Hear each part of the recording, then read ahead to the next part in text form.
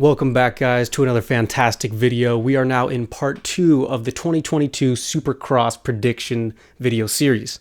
Now, I know what you're thinking, dude. Last video you wore a black jersey with some teal writing. Now you're wearing like an all grayed out jersey. A lot of dirt bike riders like to wear bold, bright colors. I don't know, not me. I guess I'm just bland. I'm basic, rocking just a charcoal jersey. But hey, doesn't matter because we are here to talk Supercross, guys. Today's episode, we are talking about Monster Energy Kawasaki. So, in the series, I am going team by team, talking about the best riders of each team in the 450 class, trying to predict using stats and gut feeling who's going to be winning the 2022 season. Last episode, we covered Red Bull KTM. This episode, we are covering Monster Energy Kawasaki. If you haven't watched the last episode, guys, go back and watch that. We're going to be, picking a representative for each team. And in the last episode, we are going to be seeing, who do we think is going to win overall. Before we hop in the video, guys, we are 11 subscribers away from reaching my goal of hitting 500 by the end of the year. I want to reach 500 subscribers before January 1st. So please, if you haven't already, go ahead and subscribe. Tell your friend about the channel. Tell your grandma about the channel. You never know. She could be whipping dirt bikes all around and you don't even know it. So, please go ahead and subscribe. Check the Instagram for the giveaway that I'm doing once we hit 500 subscribers. And guys, let's jump into the video. Now, this is going to be a little bit shorter than the last one because we're only looking at 2 riders for Monster Energy Kawasaki. Now, you might be thinking to yourself, how are there only 2 riders? Well, if you don't keep up to date on Supercross news, a lot of people have been changing teams this season. And one of those people that changed teams was Eli Tomac. He is no longer racing with Kawasaki. He has switched over to the Monster Energy Star Racing Yamaha team.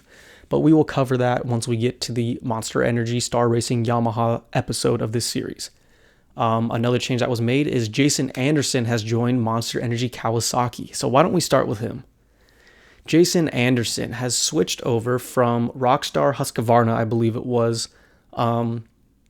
The reasons as to why are a little more clear than Aaron Plessinger's, which we covered in last video. Jason Anderson, I think Jason Anderson kind of fell into the Husqvarna team for various reasons. There's a whole article on Racer X as to the whole backstory of this. But long story short, the reason for him switching teams now is, I believe the partnership, or not the partnership, something inside of the team internally. 2 partners in there had split up. Nothing to do with Jason Anderson in the team, but 2 members of the Rockstar Husqvarna team had split up or something, and it kind of left him out, and he got picked up by Monster Energy Kawasaki, I believe. I don't know if I'm getting any of this right. I was just skimming it, but like I said in the last video, there's a lot of things behind the scenes internally that they probably don't release to us people because there's reputations and images and names on the line for these kinds of things. So I don't think we're ever going to get full true stories as to why all these riders are switching teams. First thing we're going to look at with Jason Anderson is his age. So time of season, he's going to be turning 29. He'll be starting off 28, ending the season 29. And like I explained last video, the peak riding age for these racers is going to be some point in their 26th year. When they're 26 years old, somewhere in there is the peak age. So he's going to be slightly past the peak age, but still in a pretty good upper section of that chart, So I don't think the age is going to be too much of a problem. He's been racing the 450 class for 7 years now. In those 7 years, he's only gotten 7 wins. 7 wins in 7 years. That's like a win a year. That's not the best. That's not the best thing that we want to see right now.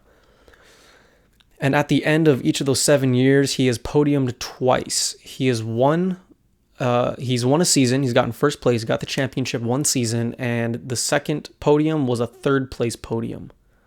So again, out of the 7 years, not the best. At least he has a win on his belt, and at least he podiumed twice. That's a good thing, but not as good as we would like to see from somebody who's been racing for 7 years in the 450 class. Now, I haven't been paying much attention to him in my years of watching Supercross. I think mainly because he's inconsistent, and the stats do show his inconsistency. I think he's just all over the pack each race. So, but at the end of the race, I guess he's averaging, pretty average positions, not too far in the back, not anywhere in the front, but he's just kind of dead center of the pack, I guess. I'm not sure what to attribute that to. It could be the training. It could be maybe how he fell into his old team, like I was explaining, that brief history. It could just be a lack of dedication. Who knows?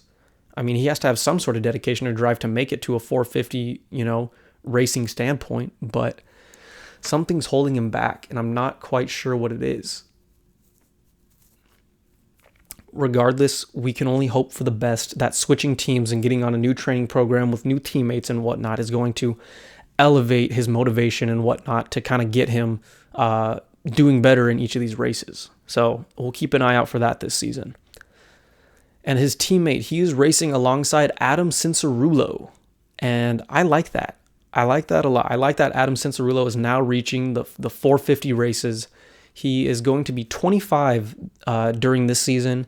He's been racing the 450 for 2 years. And since he's only been racing 450 for 2 years, his end of season podiums, 0. 450 wins, 0. Which shouldn't be looked at negatively. And let's go over why.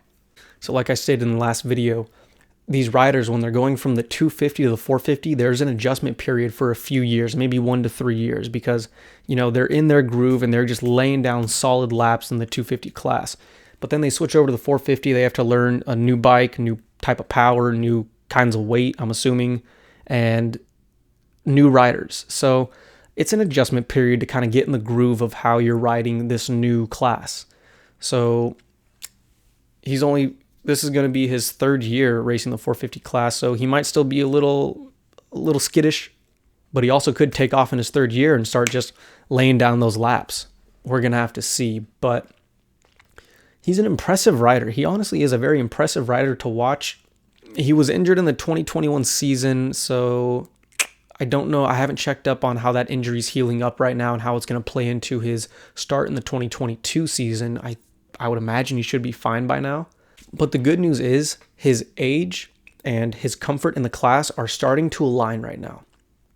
Like I said, peak age is going to be 26. He's going to be 25 this year. So he's still climbing that. He's still climbing that mountain, and he hasn't hit the peak yet. And once he does turn 26, he will be done with his 3 years of an adjustment period. So if he doesn't do fantastic this year, dude, he's gonna nail it in the 2023 season. Mark my words. But yeah, he's been a very great rider. You can see him hold his own in certain races. He goes against the big dogs. He's in the front of the pack, but he's got to learn the consistency. I am kind of bummed to see Eli Tomac leave the team, because I think Adam could have really learned a lot from him, and especially racing together, training together, all that good stuff. I think it really would have elevated his game. So I don't necessarily like the fact that Jason Anderson is going to be his teammate now, because, I mean, again, from his stats, I don't know how much he can really help Adam elevate his game, because if I put the two together head to head, I think Adam would take it over Jason Anderson. I know Jason Anderson has the years under his belt, but he doesn't have the age going for him. He doesn't have the consistency going for him. If he hasn't gotten it this far into his 450 career, I mean, I don't think he's going to. So out of these two, I'm going to have Adam Sincerello take the crown for, the representative for the Monster Energy Kawasaki in this series. I think we're going to see great things from him this season. Hopefully the training has just been going fantastic this off season, and hopefully that injury healed up very well, because if it all has, I think we're going to see great things from him this season, the 2022 season. Well, guys, like I said, a very short video, but again, we're going to be nailing these out, back to back to back. So make sure you subscribe, stay tuned, because next episode, we are going to be covering my favorite team here, guys, HRC Honda. We're going to be looking at Ken Roczen, and we're going to be looking at Chase Sexton. So guys, make sure you stay tuned, subscribe to the channel.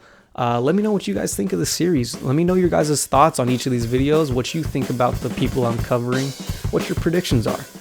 So thank you for tapping in, guys, and I'll catch you in the next one.